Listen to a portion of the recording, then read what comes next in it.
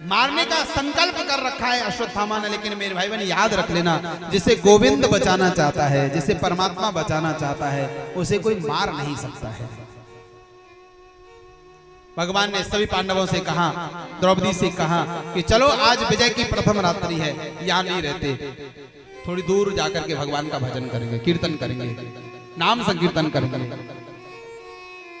और भगवान पांचों पांडव और द्रौपदियों को तैयार करते हैं। लेकिन पांडवों के जो 5 पुत्र थे, बिल्कुल पांडव जैसे थे, वो चलने के लिए तैयार नहीं हुए। उन्होंने मना कर दिया।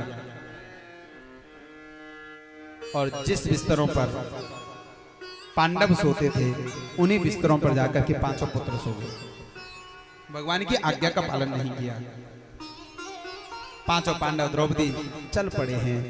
शिविर से कुछ दूर जाकर के भजन करने लगे, नाम कीर्तन करने लगे। और इधर अश्वत्थामा आता है। लेकिन संग सखा सब तज गए, को न निभियो साथ। और कृष्ण के साथ जाकर के भजन करने लगे हैं। इधर अश्वत्थामा आया, 5 पांडवों के पुत्रों को पांडव समझ करके उनका सिर काट करके अपने साथ ले गया। ऐसा कुकृत्य किया था अश्वत्थामा ने। धड़ पड़े रह गए, सिरों को साथ लेकर के चला गया। दुर्योधन के पास जाकर के अश्वत्थामा कहने लगा, दुर्योधन तुम केवल एक पांडव का वध देखना चाहते थे, मैं 5 को मार करके आया हूं। कोई प्रमाण? बोले प्रमाण के लिए 5 का सिर साथ लेकर के आया हूं, 5 का सिर लाया हूं। तो दुर्योधन सबसे ज्यादा यदि ईर्ष्या करता था तो भीम से करता था।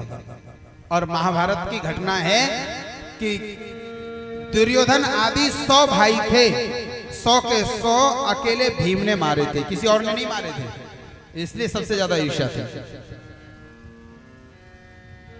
दुर्योधन ने कहा कि भीम का सिर निकाल करके दो। जो भीम का पुत्र था, बिल्कुल भीम जैसा था, उसका सिर निकाल करके दिया। और आवेश में आकर के दुर्योधन ने वो सिर लिया, हथेलियों के बीच में रखा और ईर्ष्या के कारण जोर से जैसे ही दबाया, वह सिर चकनाचूर होकर के जमीन पर बिखर गया। जैसे ये दृश्य देखा, दुर्योधन तो जोर जोर से रोने लगा। अश्वत्थामा समझ नहीं पाए कि ये रो क्यों रहे।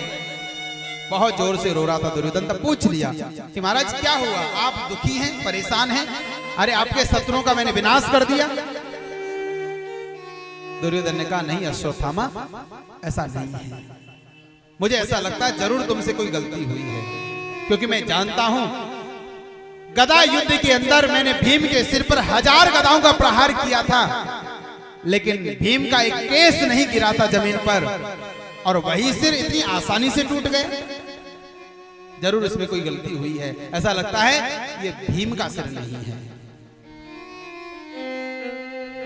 पास में मसान जल रही थी, अश्वत्थामा लेकर के आया। रोशनी में देखा, दुर्योधन समझ गया ये 5 पांडवों के सिर नहीं है, ये तो उनके पुत्रों के सिर है।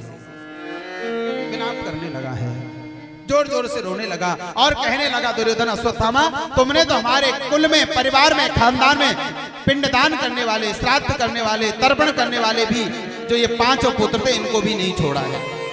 अब आगे चल करके कौन जल देगा हमें, कौन श्राद्ध करेगा, कौन तर्पण करेगा? हम 100 भाई थे, 100 के 100 मारे गए। अर्जुन का एक पुत्र था अभिमन्यु, वो भी युद्ध में मारा गया।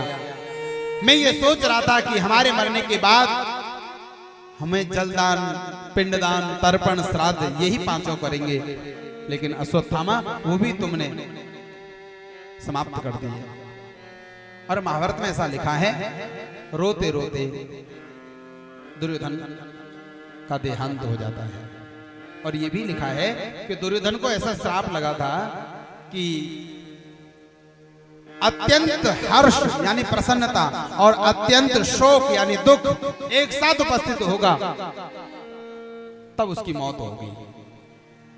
और दुर्योधन ने जब ये सुना था कि 5 पांडव मारे गए तो बड़ा प्रसन्न हुआ, लेकिन जब असली बात पता चली ये 5 पांडव नहीं है, तो 5 पांडवों के पुत्र हैं, अब हमारे कुल में कोई जल देने वाला नहीं बचा है, पिंडदान, तर्पण, श्राद्ध करने वाला नहीं बचा, तो अत्यंत दुखी हुआ और उसकी संधि में उसकी मौत हो जाती है।